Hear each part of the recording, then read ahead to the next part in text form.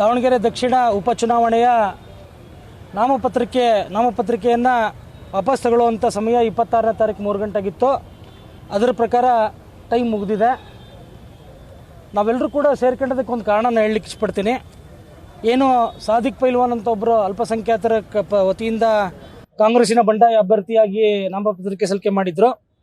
ಅವರ ಒಂದು forgery signature ಜೊತೆಗೆ ಎಲೆಕ್ಷನ್ ಆಫೀಸ್ಗೆ ಆರ್ ಒ ಹತ್ರ ಬಂದು ಇದನ್ನ ನಾಮಪತ್ರವನ್ನು ವಾಪಸ್ ತಗೊಳ್ತೀವಿ ಅಂತ ಹೇಳಿದ್ರು.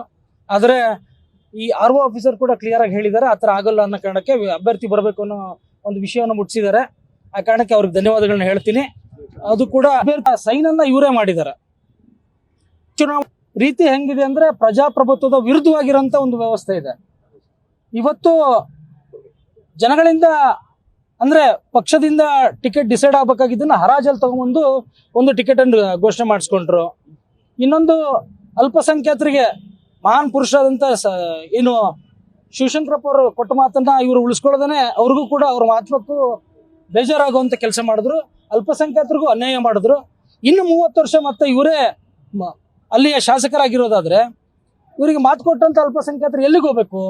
ಈ ಪ್ರಶ್ನೆಯನ್ನು ನಾವು ಯೋಚನೆ ಮಾಡ್ಬೇಕಲ್ವಾ?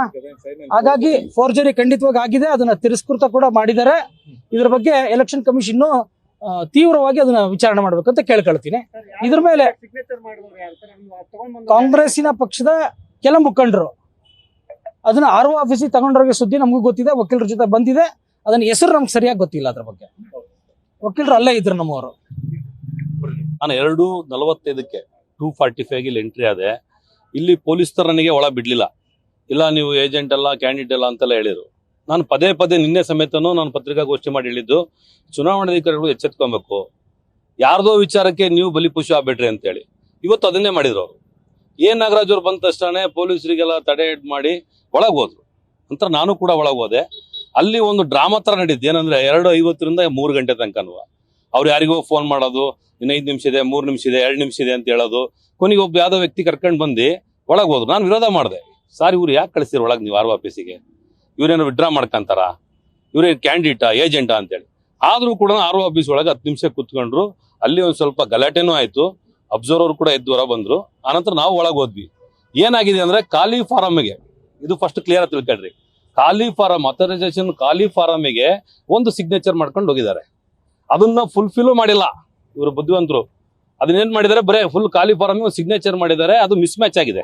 ನಾಮಿನೇಷನ್ ಇರೋ ಸಿಗ್ನೇಚರಿಗೂ ಇವ್ರೇನು ಅಥರೈಸೇಷನ್ ಲೆಟರ್ ಅಂತ ತಗೊಂಡೋಗಿರೋ ಸಿಗ್ನೇಚರ್ಗೂ ಮಿಸ್ ಮ್ಯಾಚ್ ಆಗಿದೆ. ಹಂಗಾಗಿ ಅವ್ರದನ್ನ ರಿಜೆಕ್ಟ್ ಮಾಡಿದ್ರು ನಮ್ಮ ಕಣ್ಣೆದ್ರಿಗೆ. ಅದು ರಿಜೆಕ್ಟ್ ಆಗಿದೆ.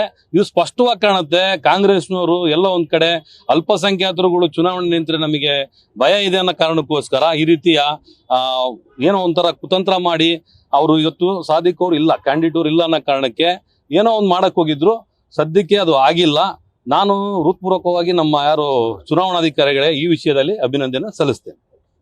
ದಕ್ಷಿಣ ಚುನಾವಣೆಯ ಪ್ರಕ್ರಿಯೆಯ ನಾಮಪತ್ರಿಕೆ ವಾಪಸ್ ಪಡೆಯುವಂತ ಕೊನೆಯ ಗಳಿಗೆಯಲ್ಲಿ ಕಾಂಗ್ರೆಸ್ ತನ್ನ ಹಳೆ ಚಾಳಿಯನ್ನ ಮುಂದುವರಿಸಿದೆ.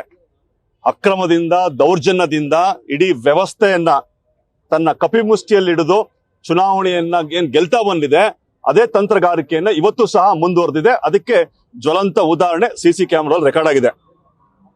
ಯಾವ ಅಭ್ಯರ್ಥಿ ನಾನು ಚುನಾವಣೆಯನ್ನು ಸ್ಪರ್ಧಿಸ್ತೀನಿ, ನಿಮ್ಮ ಯಾವುದೇ ಆಸೆ ಆಮಿಷಗಳಿಗೆ ದೌರ್ಜನ್ಯಗಳಿಗೆ ನಾನು ಬಗ್ಗೋದಿಲ್ಲ ಅನ್ನುವಂಥದ್ದನ್ನ ಅತಿ ಸ್ಪಷ್ಟವಾಗಿ ಹೇಳಿದ ಮೇಲೂ ಸಹ ಕೊನೆ ಕ್ಷಣದಲ್ಲಿ, ಕೊನೆಯ 5-10 ನಿಮಿಷದಲ್ಲಿ ಇವರ ನವರಂಗಿ ಆಟವನ್ನ ಕಾಂಗ್ರೆಸ್ನವ್ರು ಮಾಡಿದ್ದಾರೆ.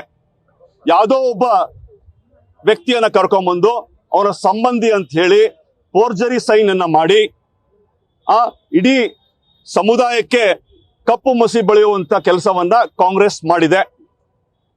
ಅವ್ರು ನಾಮಪತ್ರ ವಾಪಸ್ ಪಡಿತಾರೆ ಅಂತ ಹೇಳಿ ಯಾವುದೋ ಒಂದು ಪತ್ರಿಕೆಯಲ್ಲಿ ಸೈನ್ ಮಾಡ್ಕೊಂಡ್ಬಂದು ವಾಪಸ್ ಪಡೆಯುವಂತ ದುಷ್ಟತನದ ದುಷ್ಕೃತ್ಯವನ್ನ ಕಾಂಗ್ರೆಸ್ ಪ್ರಯತ್ನ ಮಾಡಿದೆ.